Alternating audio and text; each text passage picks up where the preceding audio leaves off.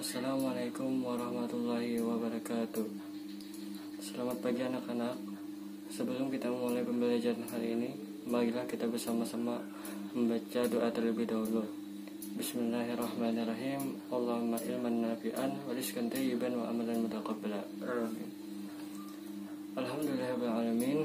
Pada hari ini kita akan mempelajari tentang Al-Quran dan hadis sebagai pedoman hidup manusia. Al-Quran dan hadis sudah sering kita dengar di kehidupan kita sehari-hari.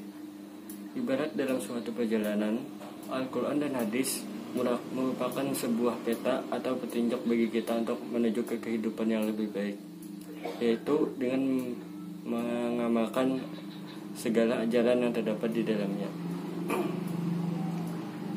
Langsung saja kita masuki pada materi kita, yaitu pertama pengertian Al-Quran dan hadis. Al-Quran secara bahasa berasal dari kata qara'a yaqra'u Quran, yang artinya membaca bacaan atau bacaan yang sempurna. Adapun menurut istilah, Al-Quran adalah wahyu Allah yang diturunkan kepada Nabi Muhammad SAW secara berangsur-angsur melalui malaikat Jibril, dan yang membacanya dapat dinilai ibadah. Adapun dalam pengertian lain, disebutkan bahwa Al-Quran adalah kitab suci yang berisi firman-firman Allah, mulai dari surat Al-Fatihah hingga surah An-Nas, yang keberadaannya hingga kini terus ada secara generasi ke generasi, secara lisan maupun tulisan. Adapun pengertian dari hadis secara bahasa berasal dari kata hadasa, yang artinya baru, cerita, peristiwa, dan perkataan. Sedangkan menurut istilah, hadis adalah segala sikap, perbuatan, perkataan, ataupun yang dilakukan oleh Nabi Muhammad SAW. Materi selanjutnya yaitu fungsi Al-Quran dan hadis. Pertama, fungsi Al-Quran.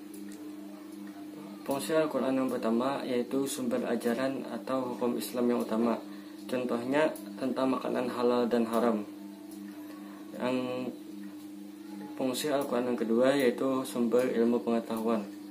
Contohnya tentang kelahiran manusia ataupun tentang penciptaan alam semesta. Dan fungsi Al-Quran yang ketiga yaitu penyempurna kitab sebelumnya seperti kitab Taurat, Zabur, dan Injil. Adapun fungsi dari hadis, pertama, menetapkan hukum Islam yang ada di dalam Al-Quran. Yang kedua, memperjelas ayat Al-Quran yang masih bersifat global. Dan yang ketiga, memperkuat ayat yang sudah ada di dalam Al-Quran. Demikianlah fungsi dari Al-Quran dan hadis. Pada anak-anak, jika belum paham bisa ditanyakan lewat kolom komentar. Kemudian materi terakhir yaitu bagaimana cara memfungsikan Al-Quran dan hadis. Pertama, yaitu dengan mengikuti pengajian. Yang kedua, mempelajari dan memahami isi kandungan ayat Al-Quran dan hadis. Yang ketiga, berperilaku sesuai Al-Quran dan hadis. Dan keempat, membaca Al-Quran sebelum dan sesudah salat wajib. Itulah mungkin beberapa cara untuk kita memfungsikan Al-Quran.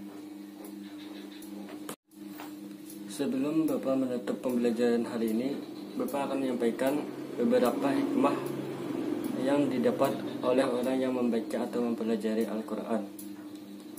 Pertama, yaitu membaca Al-Quran sangat besar pahalanya dan kebaikannya. Dalam hadis Nabi SAW disebutkan, siapa saja yang membaca satu huruf dari kitab Allah atau Al-Quran, maka baginya satu kebaikan, dan satu kebaikan itu dibalas dengan 10 kebaikan. Hadis riwayat At-Tirmidzi. Adapun hikmah yang kedua, kebaikan bagi siapa saja yang mengajarkannya. Dalam hadis Nabi SAW disebutkan, sebaik-baik kalian adalah siapa yang mempelajari Al-Quran dan mengajarkannya. Hadis riwayat Al-Bukhari. Adapun hikmah yang ketiga, kelak di akhirat Al-Quran akan memberi syafaat kepada siapa saja yang mempelajarinya. Dalam hadis Nabi Bacalah Al-Quran karena ia akan datang pada hari kiamat sebagai pemberi syafaat kepada para ahlinya. Hadis riwayat Muslim. Demikianlah hikmah-hikmah dalam membaca atau mempelajari Al-Quran, dan masih banyak juga lagi yang lainnya. Semoga dengan adanya hikmah ini kita termotivasi untuk mempelajari atau membaca Al-Quran. Demikianlah yang dapat Bapak sampaikan. Salah hilapnya mohon maaf. Wabillahi taufiq wal hidayah. Wassalamualaikum warahmatullahi wabarakatuh.